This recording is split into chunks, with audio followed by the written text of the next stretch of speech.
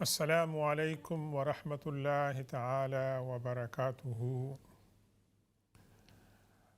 يا رب لك الحمد كما ينبغي لجلال وجهك وعظيم سلطانك، ولك الحمد على نعمة الإسلام وعلى نعمة الإيمان وعلى نعمة القرآن،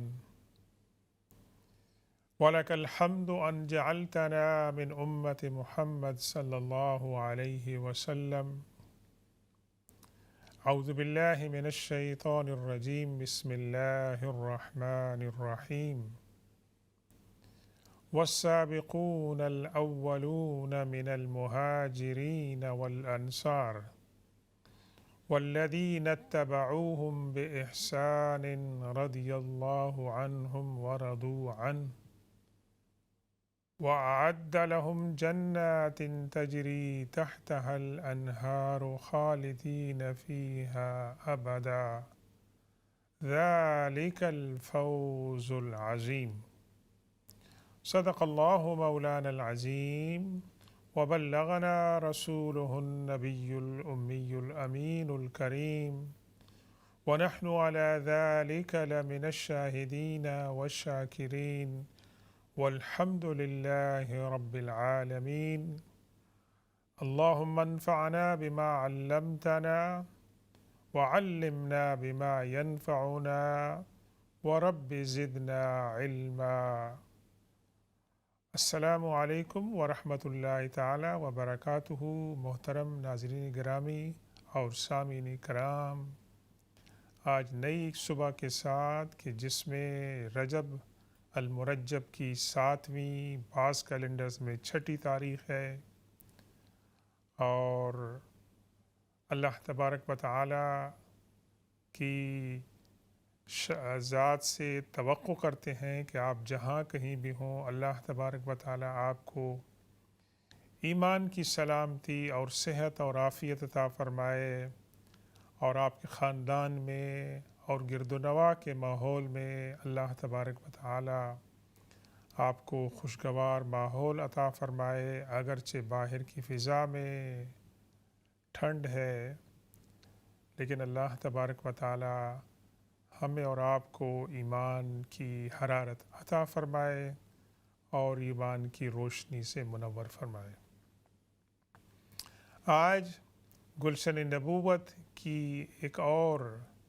محترم شخصیت کے بارے میں کچھ معلومات آپ کی خدمت میں عرض کریں گے، اور ان کو اللہ تبارک و تعالی نے دین اور دنیا کی بہت ساری نعمتوں سے سرفراز فرمایا تھا.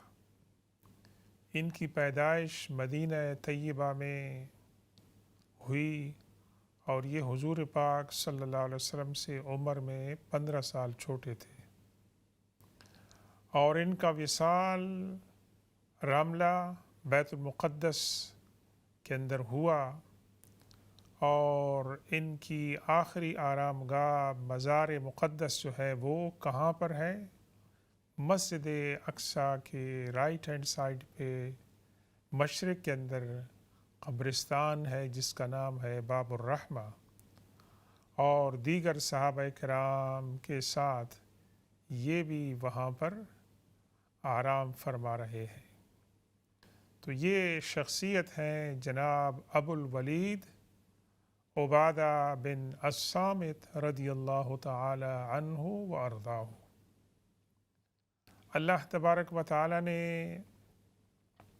ان کی قسمت تبدیل فرمائی، ان کی زندگی کی ڈائریکشن تبدیل فرمائی، اور ایسی تبدیلی آئی کہ پہلی ہی نگاہ میں، پہلی ہی ملاقات میں حضور پاک صلی اللہ علیہ وسلم کی زیارت ہوتی ہے تو ان کو علم الیقین بھی حاصل ہو جاتا ہے، عین الیقین بھی حاصل ہو جاتا ہے، اور حق الیقین بھی حاصل ہو جاتا ہے. اللہ کے رسول صلی اللہ علیہ وسلم سے ملاقات میں جن الفاظ، جن جملوں اور فریزز پر بیعت ہوتی ہے جس کو بیعت النساء کے نام سے مشہور کیا گیا ہے، اس کا ایک ایک لفظ، اس کا ایک ایک حرف ان کو یاد تھا اور اس کی روایت کرتے تھے اور اپنی بعد کی زندگی میں اس کے حوالے دیتے تھے اور اس کا خیال رکھتے تھے۔ حضرت ابو الولید عبادہ بن صامت رضی اللہ تعالیٰ عنہ انصاری ہیں، خزرجی ہیں، اور انہوں نے بدر کے معرکے میں نمایاں خدمات انجام دیں، اور ان کو اس کے بعد اللہ کے رسول صلی اللہ علیہ وسلم کی صحبت میں رہنے کا بہت سے مواقع ملے اور بہت سی غزوات کے اندر جو ہیں یہ آپ کے ساتھ شریک رہے۔ ان کی اسلام لانے کی جو کہانی ہے وہ یوں ہے کہ یہ نبوت کے 10ویں سال میں انصار کے 12 افراد کے ساتھ مکہ مکرمہ میں پہنچتے ہیں اور حضور پاک صلی اللہ علیہ وسلم سے منا کے پاس عقبہ کے اندر ایک جگہ پر تنہائی میں رات کو ملاقات ہوتی ہے، اور اللہ کے رسول صلی اللہ علیہ وسلم اسلام کو پیش کرتے ہیں ان کے اوپر، تو یہ فوراً ہی لبیک کہتے ہیں اور مسلمان ہو جاتے ہیں۔ ناظرین کرامی، اللہ تبارک و تعالیٰ کے کام مسٹیریس ہوتے ہیں۔ اللہ یجتبی الیہ من یشاء و یہدی الیہ من ینیب، اللہ جسے چاہتا ہے اپنی ہدایت کے لیے منتخب فرما لیتا ہے، اور اللہ تبارک و تعالیٰ جسے چاہتا ہے اس کو اپنی طرف راغب فرماتا ہے۔ پہلی ملاقات کے اندر اللہ کے رسول صلی اللہ علیہ وسلم کی دعوت کو قبول کرتے ہیں، اور پھر دوسرے سال 72 انصار کے ساتھ حاضر ہوتے ہیں۔ بیع عقبہ ثانی جو ہے وہاں پر پھر اللہ کے رسول صلی اللہ علیہ وسلم کی خدمت میں حاضر ہوتے ہیں، اپنی ایمان کی تجدید کرتے ہیں اور بیعت کی تجدید کرتے ہیں، اور اللہ کے رسول صلی اللہ علیہ وسلم ان انصار میں سے 12 افراد کو منتخب فرماتے ہیں نقیب کے طور پر۔ نقیب یعنی ان کے مانیٹر ہوں گے، ان کے سپروائزر ہوں گے، اور ان کا کام کیا ہوگا کہ انہوں نے اپنے خاندان اور آس پاس کے لوگوں کو اسلام کی تبلیغ کرنی ہے۔ سبحان اللہ، پہلی اور دوسری ملاقات کے اندر اللہ کے رسول صلی اللہ علیہ وسلم سے علمی، ایمانی اور روحانی فیض انہیں اس قابل کر دیتا ہے کہ وہ اپنے قبیلے میں جا کر اپنے ماحول کے اندر، مدینے کے اندر اسلام کی تبلیغ کریں، اور اللہ تبارک و تعالی کا یہ پلان تھا، اس کی مشیت تھی کہ مکہ کے لوگ حضور پاک صلی اللہ علیہ وسلم کی دعوت میں جو روڑے اٹکا رہے تھے اور انہوں نے کوئی کسر نہیں چھوڑی تھی اس تحریک کو ریزسٹ کرنے، اس کو ناکام بنانے کے لیے، اللہ تبارک و تعالی نے مدینہ والوں کی قسمت جگائی، اور انہوں نے اللہ کے رسول صلی اللہ علیہ وسلم کے ساتھ یہ عہد و پیمان کیا کہ آپ ہمارے ہاں تشریف لائیں اور اپنی جان، اپنی مال، اپنی اولاد، ہر چیز سے بڑھ کر ہم آپ کا دفاع کریں گے اور آپ کے لیے قربان کریں گے۔ تو یہ اللہ تبارک و تعالیٰ کی رحمتیں ہیں، اس کی برکتیں ہیں، جسے اللہ تبارک و تعالیٰ نوازتا ہے۔ تو حضرت عبادہ بن صامت رضی اللہ تعالیٰ عنہ واپس لوٹتے ہیں اپنے دیگر ساتھیوں کے ہمراہ، اپنی علمی بساط اور ایمانی اور روحانی جو ان کے پاس قوت تھی اس کے مطابق اپنے قبیلے میں، اپنے محلے میں اسلام کی تبلیغ جو ہے وہ شروع کرتے ہیں، اور اللہ تبارک و تعالیٰ ان کو کامیابی عطا فرماتا ہے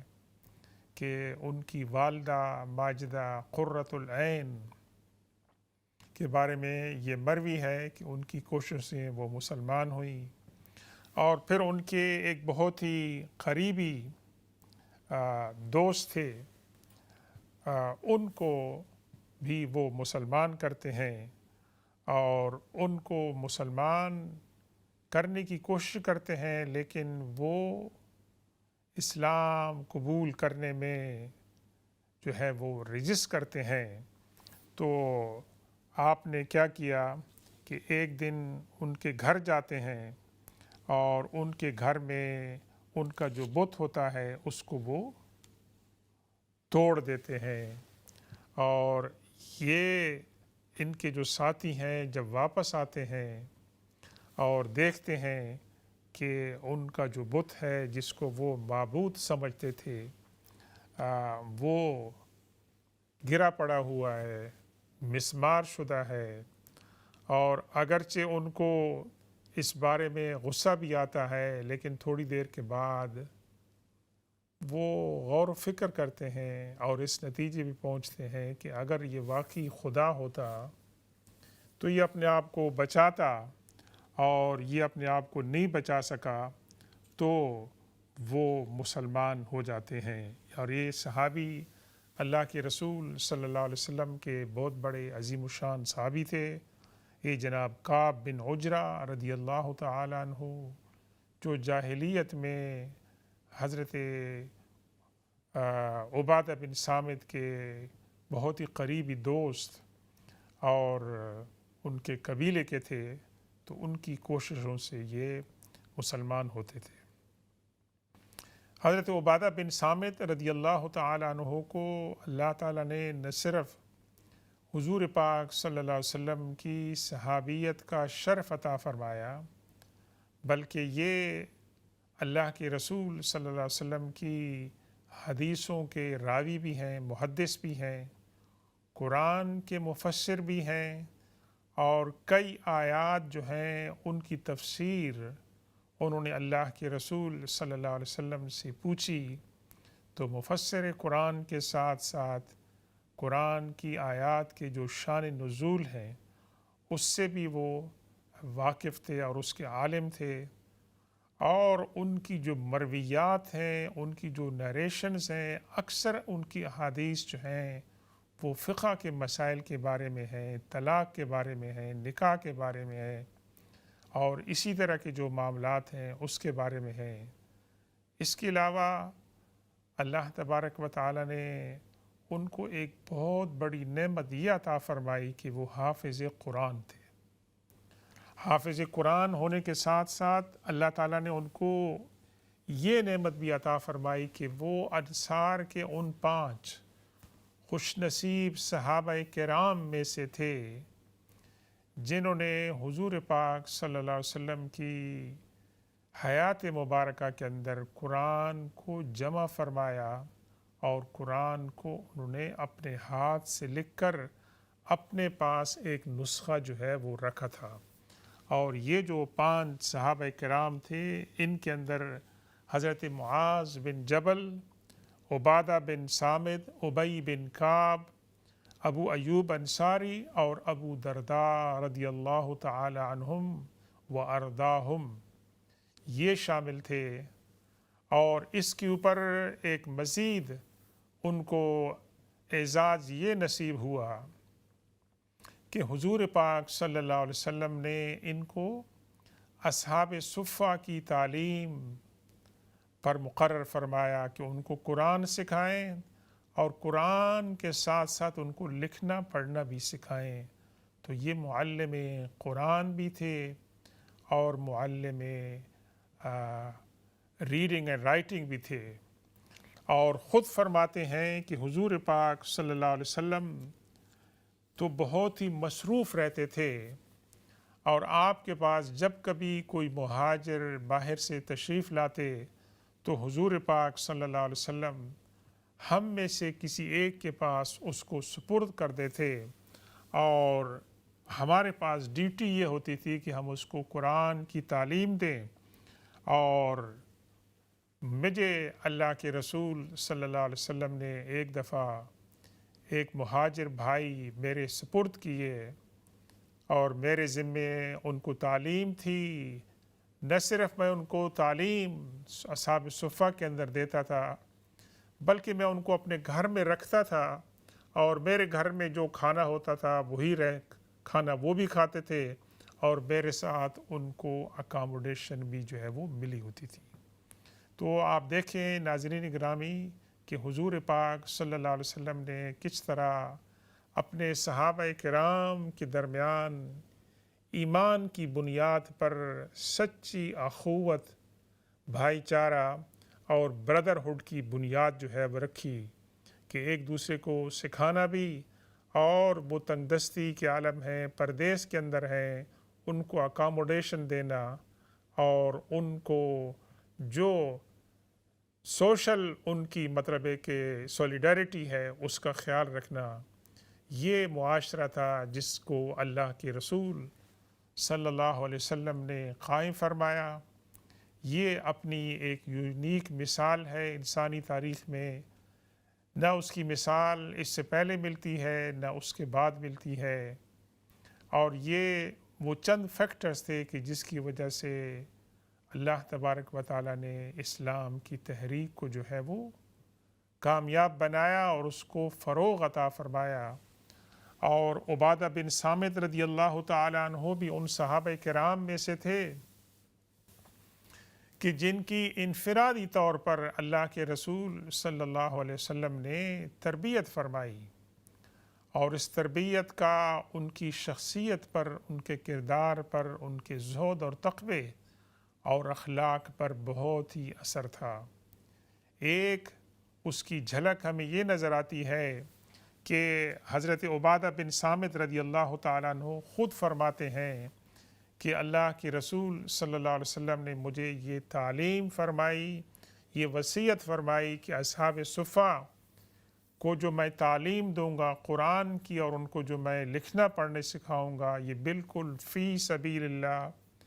فری آف چارج ہوگا، اور میں ان سے کوئی کسی معاوضے کی توقع نہیں رکھوں گا، اور یہ فی سبیل اللہ ہوگا.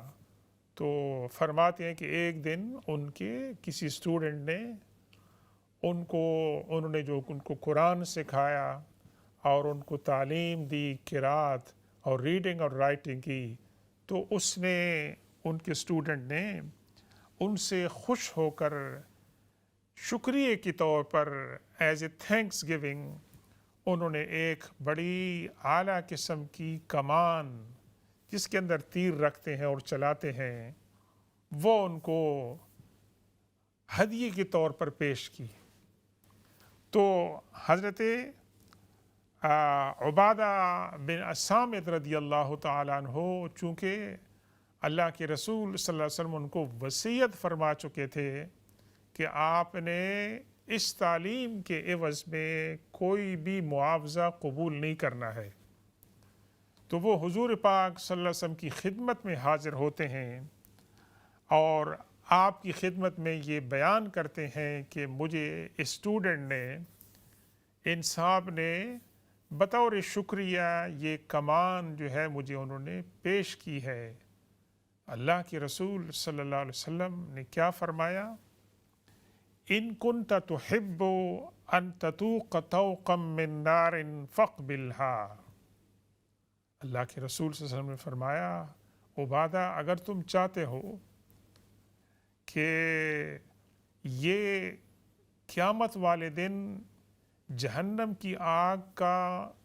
تمہارے گلے میں توق بن جائے، یہ جو قوس تمہیں پیش کی گئی ہے تو اس کو قبول کر لو تم. یہ دیکھیں کہ حضور پاک صلی اللہ علیہ وسلم نے کتنی ان کو ڈسپلن کی، تربیت ان کی کس بات پر؟ زہد و تقوی پر، دنیا سے بے رغبتی سے اور ہر قسم کے لالچ سے. اور اگر ریوارڈ رکھنا ہے، امید رکھنی ہے تو صرف اللہ تبارک و تعالیٰ سے.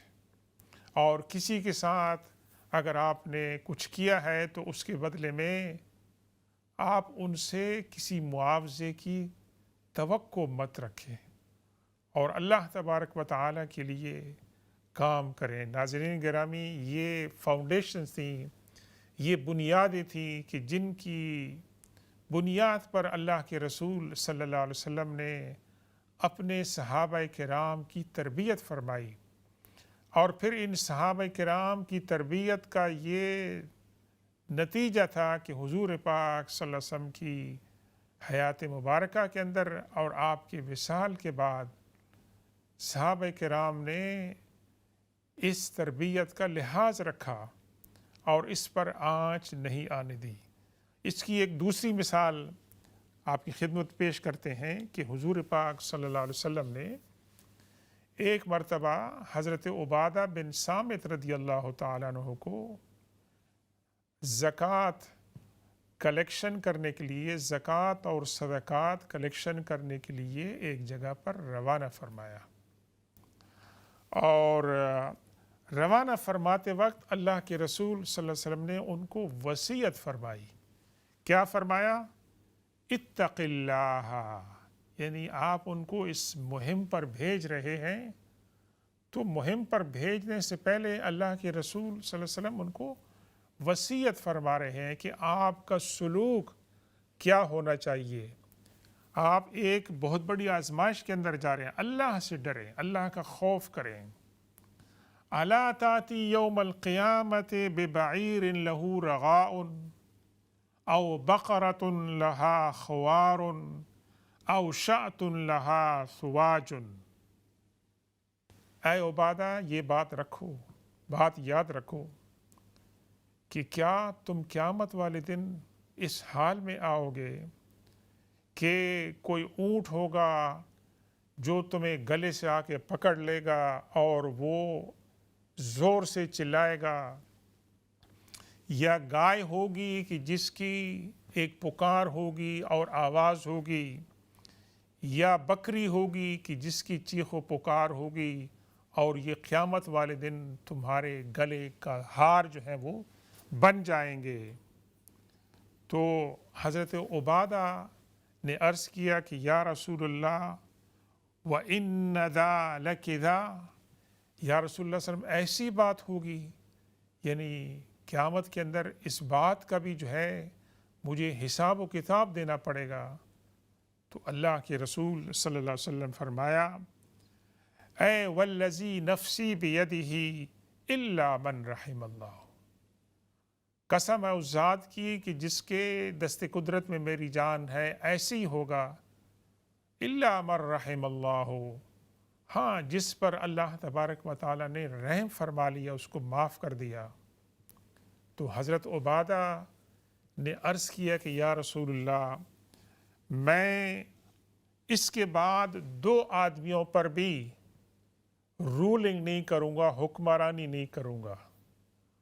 اور بعد کے واقعات میں بتایا کہ حضرت عبادہ بن الصامت رضی اللہ تعالیٰ عنہ کوئی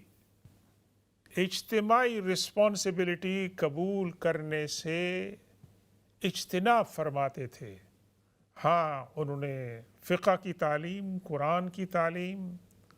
اور قاضی کا منصب انہوں نے قبول فرمایا، لیکن اس بات سے جو ہے وہ اجتناب فرماتے تھے کہ کسی کے اوپر ان کو حکمرانی ہو، اس ڈر سے کہ مجھے اس کے بارے میں سوال جواب دینا پڑے گا، تو وہ اس بات سے اپنے آپ کو اوائڈ کرتے تھے۔ تو ناظرین گرامی، یہ اللہ کے رسول صلی اللہ علیہ وسلم نے ان کو وصیت فرمائی، کیونکہ وہ زکوٰۃ اور صدقات کی کلیکشن کے لیے جا رہے تھے، اور زکوٰۃ اور صدقات کی کلیکشن جو ہے وہ مال و دولت ہے، اور مال و دولت کے اندر ٹیمپٹیشن ہے، اور انسان جو ہے وہ دنیا کی لالچ میں آ جاتا ہے، اور بعض اوقات وہ مال و دولت جس پر انسان کا حق نہیں بنتا ہے، جو دوسروں کی پراپرٹی ہوتی ہے، اور انسان اس کو مختلف ہیلوں بہانے سے اس کو لے لیتا ہے، اور جب اس کو لے لیتا ہے تو پھر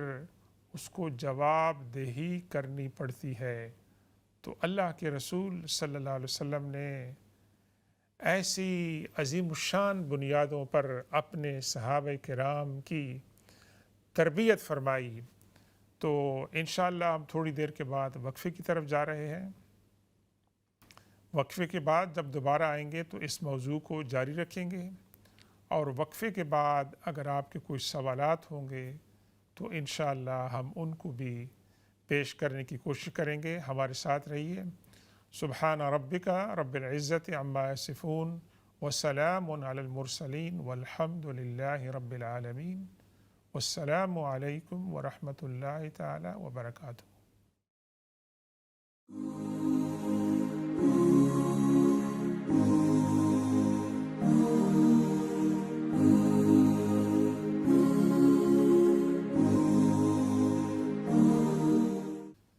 السلام علیکم ورحمۃ اللہ تعالی وبرکاتہ۔ ویلکم بیک ناظرین گرامی اور سامعین کرام۔ اپنی نشست کے دوسرے حصے میں اگر آپ کے کچھ سوالات ہیں تو وہ پیش کر سکتے ہیں، انشاءاللہ ہم ان کے جوابات دینے کی کوشش کریں گے، اور ان دا مین ٹائم ہم اپنی گفتگو کو ریزیوم کرتے ہیں جو ہم بات کر رہے تھے حضور اکرم صلی اللہ علیہ وسلم کے ایک جلیل القدر صحابی جناب حضرت عبادہ بن الصامت رضی اللہ تعالیٰ عنہ، محدث اور مفسر اور فقیہ اور قاضی اور بہت بڑے مجاہد، اور اللہ تبارک و تعالیٰ نے ان کو خوبصورت جسم اور طویل قامت عطا فرمائی تھی، اور اللہ کے رسول صلی اللہ علیہ وسلم سے ان کو بے حد محبت تھی، اور اللہ کے رسول صلی اللہ علیہ وسلم کے ساتھ پہلی ملاقات میں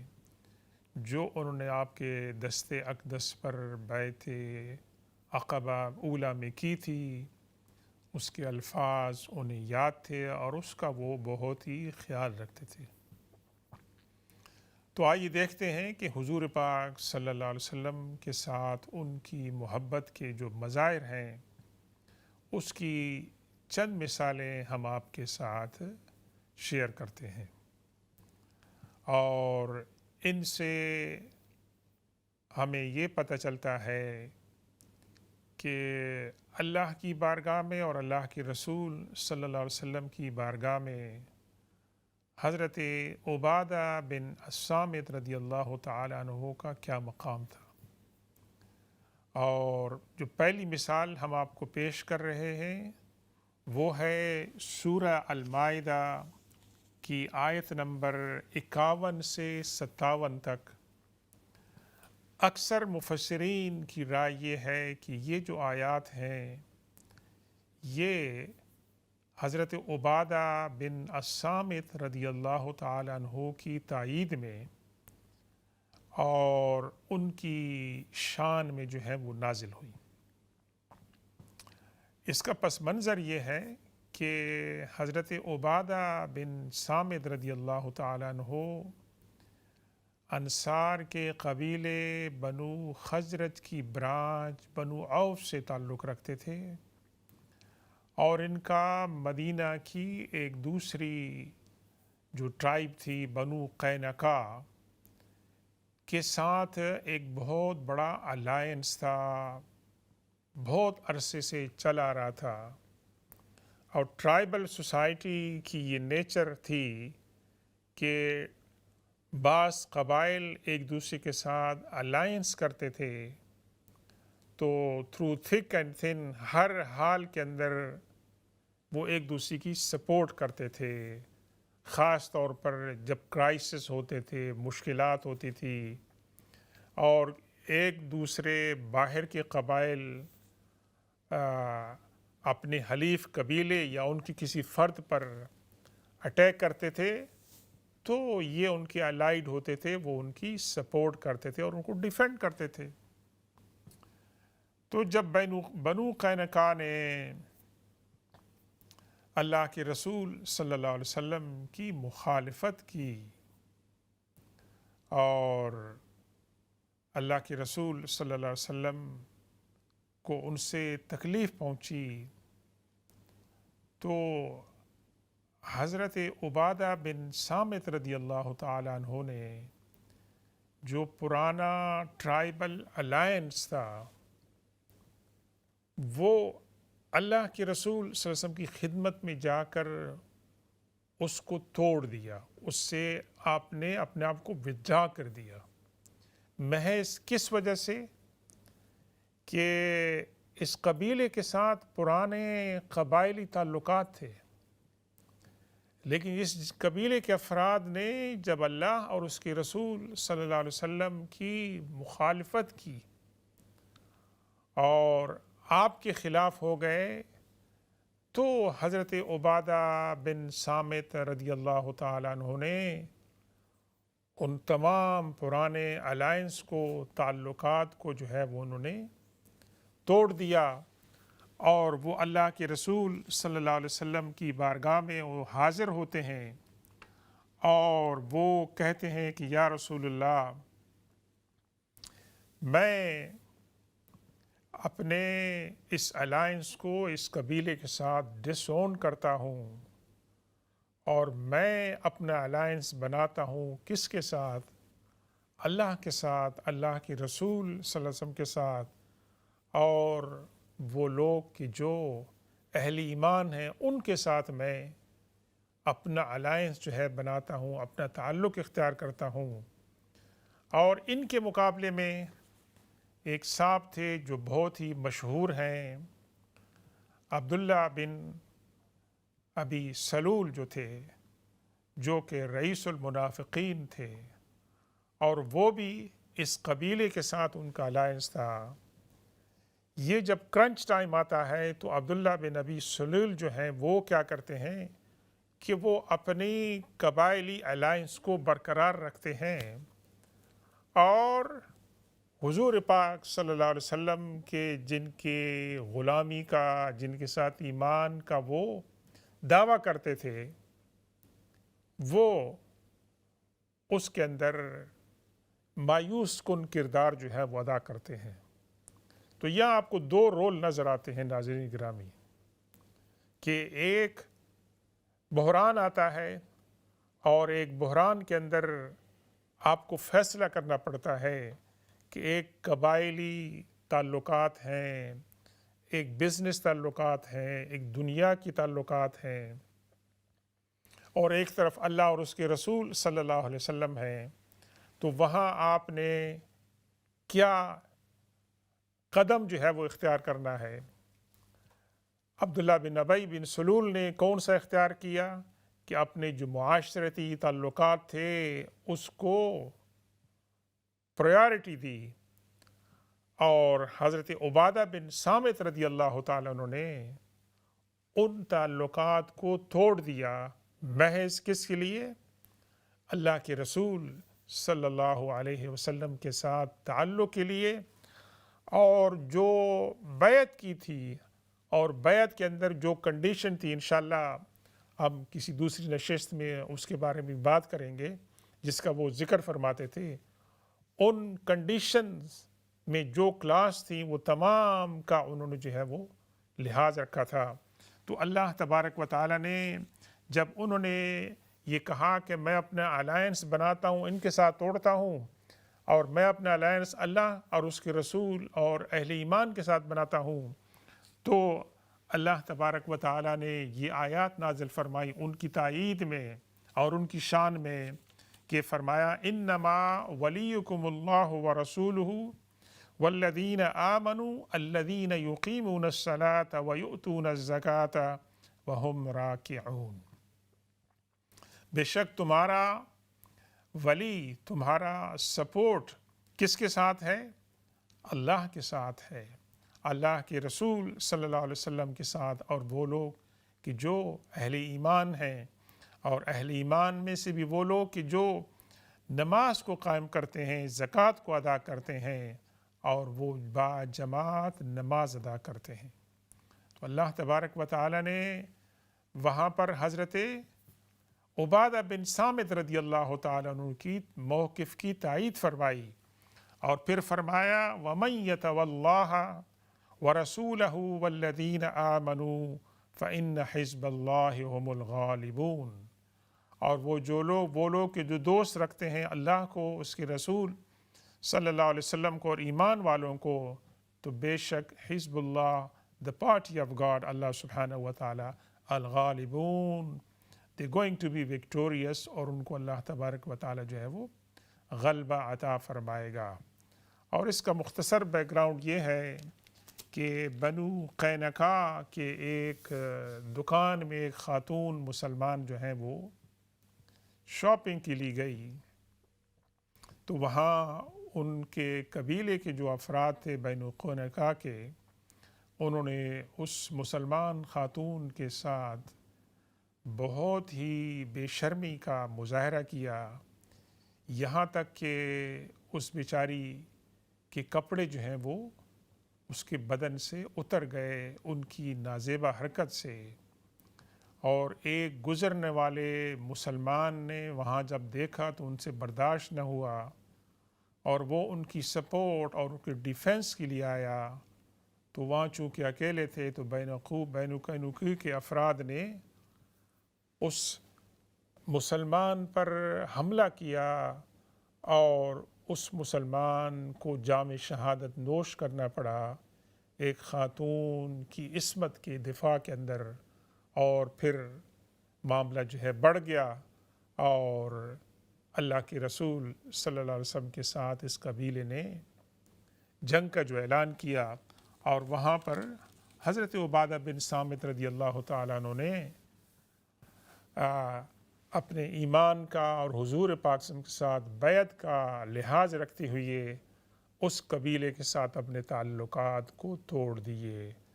کیونکہ حضور پاک صلی اللہ علیہ وسلم کے ساتھ جو انہوں نے معاہدہ کیا تھا، بیعت کی تھی، اس کو انہوں نے بہت ہی فوقیت عطا فرمائی۔ دوسری مثال ہم آپ کو اللہ کے رسول صلی اللہ علیہ وسلم کے ساتھ حضرت عبادہ بن صامت رضی اللہ تعالیٰ عنہ کی محبت کی یہ دیکھتے ہیں کہ حضرت عبادہ بن صامت رضی اللہ تعالیٰ عنہ خود فرماتے ہیں کہ ایک دن حضور پاک صلی اللہ علیہ وسلم کے ساتھ میں اکیلا تھا، حضور پاک صلی اللہ علیہ وسلم کے ساتھ میں اکیلا تھا، کوئی اور صحابی نہیں تھا۔ تو میں نے اللہ کے رسول صلی اللہ علیہ وسلم سے سوال کیا، اور ناظرین گرامی ایسی ہمیں بہت ساری مثالیں ملتی ہیں کہ بعض صحابہ کرام بعض اوقات اللہ تعالیٰ ان کو یہ موقع عطا فرماتا تھا کہ وہ حضور پاک صلی اللہ علیہ وسلم کے ساتھ تنہا ہوتے تھے، تو یا تو اللہ کے رسول صلی اللہ علیہ وسلم ان کو کوئی سنہری وصیت فرماتے تھے، تعلیم دیتے تھے، یا وہ صحابی جو تھے وہ ازراہ محبت اور شوق کے اللہ کے رسول صلی اللہ علیہ وسلم سے کوئی بات پوچھتے تھے۔ تو کتنا بابرکت موقع تھا کہ جس کے اندر حضرت عبادہ بن صامت رضی اللہ تعالیٰ عنہ اللہ کے رسول صلی اللہ علیہ وسلم کے ساتھ تنہا تھے، اور پوچھا کہ یا رسول اللہ ایو اصحابک احب الیک، یا رسول اللہ صلی اللہ علیہ وسلم مجھے بتائیے کہ آپ کے صحابہ کرام میں آپ سب سے زیادہ کس سے محبت کرتے ہیں۔ یہ سوال تو حضرت عبادہ بن صامت رضی اللہ تعالیٰ عنہ کا بہت ہی نیازمندانہ اور اخلاص پر مبنی تھا، اور یہ ان کی ایک خواہش تھی، اور حضور پاک صلی اللہ علیہ وسلم سے یہ سوال کرنا کہ آپ سب سے زیادہ کس صحابی سے محبت کرتے ہیں، یہ ایک مشکل۔ ہمارے ساتھ ایک کالر ہیں۔ السلام علیکم ورحمۃ اللہ تعالی وبرکاتہ۔ وعلیکم السلام ورحمۃ اللہ وبرکاتہ۔ استاد محترم کیسے ہیں؟ اللہ کا شکر ہے جناب زبیری صاحب، اللہ تعالیٰ آپ کو صحت عطا فرمائے، آپ خیریت سے ہیں؟ اللہ کا فضل ہے، اللہ کا فضل ہے، اور بڑے محظوظ بھی ہو رہے ہیں اور استفادہ بھی حاصل کر رہے ہیں آپ کی باتوں سے۔ یہ خاص کر کے نوجوانوں کے لیے یہ بہت ہی ضروری ہے جو آپ اپنی ساری روایات اور ہمارے عقائد اور اس کے متعلق حضور اکرم صلی اللہ علیہ وسلم کی محبت کے بارے میں جو آپ بیان کرتے ہیں، تو ہم تو ہم تو خوش ہو ہی جاتے ہیں۔ یہ نوجوانوں کے لیے ایک بڑا بڑا پیغام ہے جو آپ اور خاص کر کے اسلام چینل کا تو میں بہت ہی ممنون ہوں۔ اور شاہین بھائی تو جناب ایسے لوگوں کو لاتے ہیں، ہیرے چن کے لاتے ہیں جو ہماری رہنمائی کرتے ہیں، اور اسی طرح کرتے رہیں گے انشاءاللہ تعالیٰ قیامت تک۔ بہت ہی ممنون ہوں۔ السلام علیکم ورحمۃ اللہ وبرکاتہ۔ وعلیکم السلام ورحمۃ اللہ وبرکاتہ۔ شکریہ زبیر صاحب، آپ کی عزت افزائی کا، اللہ تعالیٰ آپ کو اس کا اجر عطا فرمائے، اور اللہ تعالیٰ آپ کو اپنے گھر بار میں، کاروبار میں خیر و برکت عطا فرمائے۔ ناظرین گرامی، ہماری بات چل رہی تھی اللہ کے رسول صلی اللہ علیہ وسلم کے جلیل القدر صحابی جناب حضرت عبادہ بن صامت رضی اللہ تعالیٰ عنہ کو ایک مرتبہ شرف حاصل ہوا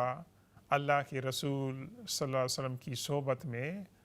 تنہائی کے ساتھ ملاقات کا، صحبت کا۔ تو انہوں نے پوچھا، یا رسول اللہ مجھے یہ بات بتائیں کہ آپ، بڑا معصومانہ سوال ہے کہ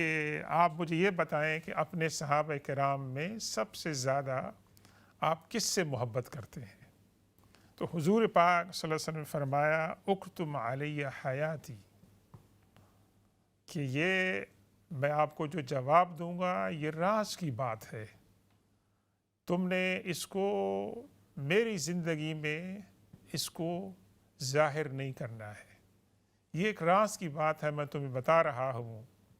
اور تم نے اپنے پاس اس کو رکھنا ہے، کیونکہ حضور پاک صلی اللہ علیہ وسلم نے مختلف مواقع پر مختلف صحابہ کرام کے فضائل اور مناقب اور آپ کے ساتھ جو تعلق ہے، جنت میں ان کا جو مقام ہے، امت میں ان کا جو مقام ہے، اور ان کے جو کنٹریبیوشنز ہیں، ان کو اللہ کے رسول صلی اللہ علیہ وسلم نے ایکنالج فرمایا۔ اور وہ جو لسٹ ہے وہ کوئی ایکسکلوسیو لسٹ نہیں ہے، تمام صحابہ کرام کو اللہ کے رسول صلی اللہ علیہ وسلم نے اپنی عنایتوں سے نوازا۔ تو آپ نے حضرت عبادہ بن صامت کے اس معصومانہ سوال کے جواب میں فرمایا کہ مجھے ابو بکر اور عمر اور اس کے بعد علی جو ہیں یہ سب سے زیادہ پسند ہیں، میں اپنے صحابہ کرام میں سب سے زیادہ ان سے جو ہے میں محبت کرتا ہوں۔ تو پھر حضور پاک صلی اللہ علیہ وسلم خاموش ہو گئے۔ ان تین صحابہ کرام کا نام لینے کے بعد حضور پاک صلی اللہ علیہ وسلم خاموش ہو گئے۔ میں نے پوچھا، یا رسول اللہ ثم من؟ دیکھیں، حضور صلی اللہ علیہ وسلم کے ساتھ تنہائی میں ملاقات ہے، تو اب ان کا اشتیاق جو ہے وہ بڑھ رہا ہے کہ کیا یہ صرف تین صحابہ ہیں جن سے آپ محبت کرتے ہیں، یا ان کے علاوہ کچھ اور بھی ہیں؟ کیونکہ میں بھی ان سے محبت کروں گا یا رسول اللہ جن سے آپ محبت کرتے ہیں، تو آپ مجھے برائے مہربانی بتا دیں ان کے نام۔ تو حضور پاک صلی اللہ علیہ وسلم نے جب انہوں نے پوچھا کہ یا رسول اللہ ان کے بعد اور بھی کچھ لوگ ہیں جن سے آپ محبت کرتے ہیں، تو آپ نے فرمایا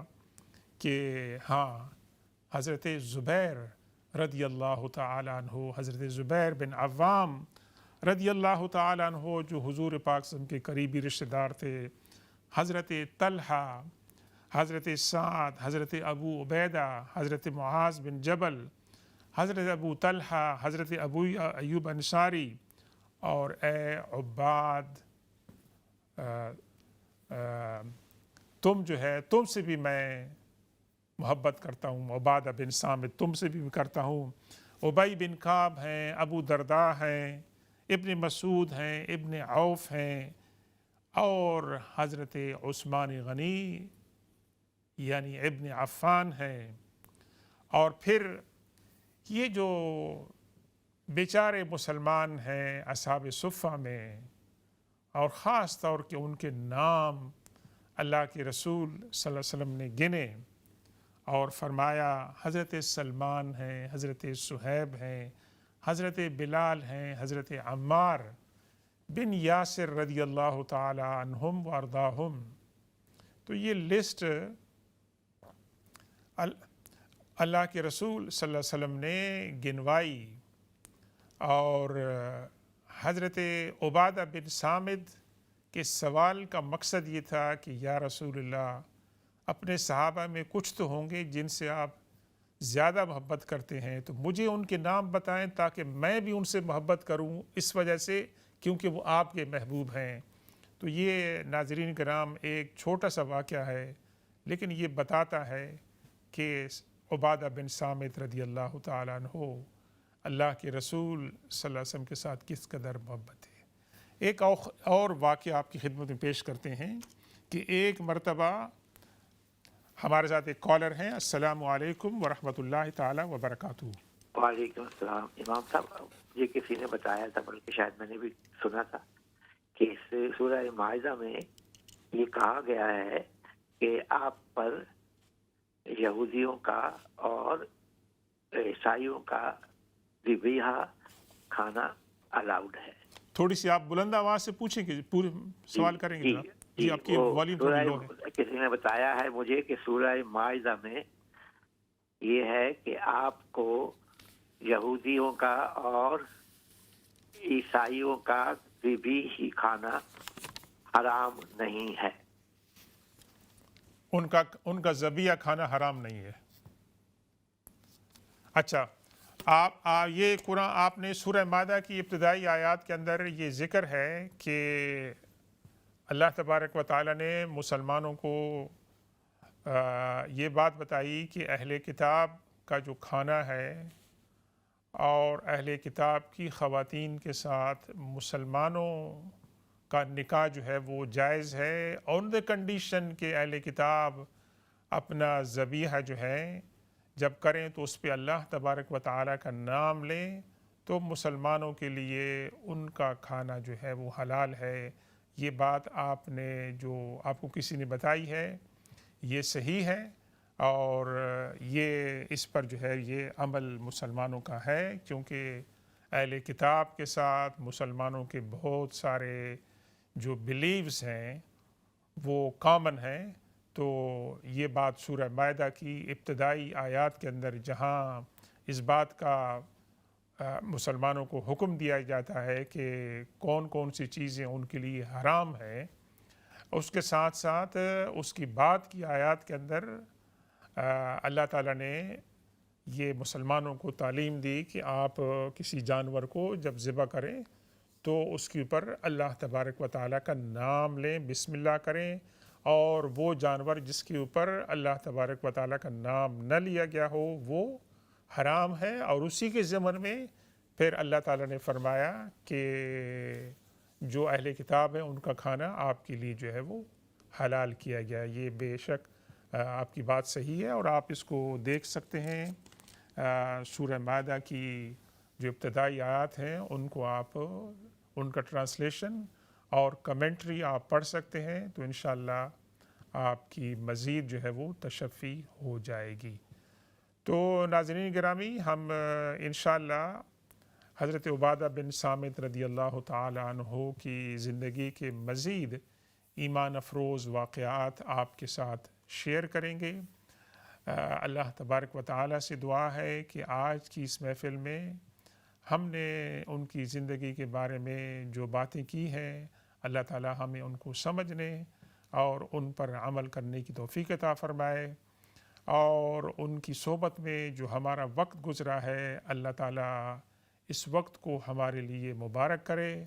اللہ تبارک و تعالی سے دعا ہے کہ اگر آپ کو اللہ تعالی بیت المقدس جانے کا موقع عطا فرمائے تو آپ بیت المقدس میں مسجد اقصیٰ سے جب آپ نکلیں گے تو رائٹ ہینڈ سائڈ پہ مشرق کی سائڈ پہ قبرستان ہے باب الرحمہ، جہاں حضرت عبادہ بن صامت رضی اللہ تعالیٰ عنہ آرام فرما رہے ہیں، اور ان کی قبر مبارک پر ان کا نام بھی جو ہے وہ لکھا ہوا ہے۔ دیگر صحابہ کرام بھی ہیں، آپ جائیں تو وہاں ان کی خدمت میں سلام کریں۔ اللہ تعالی ہم کو حاضری عطا فرمائے۔ بسم اللہ الرحمن الرحیم، الحمد للہ رب العالمین، والصلاة والسلام على سیدنا و مولانا محمد وآلہ واصحابہ اجمعین۔ اللہم اشفنا واشف مرضانا ومرضى المسلمین، اللہم ارحمنا وارحم موتانا وموتى المسلمین، اللهم اغفر لجميع موتى المسلمين الذين شهدوا لك بالوحدانية ولنبيك بالرسالة وماتوا على ذلك.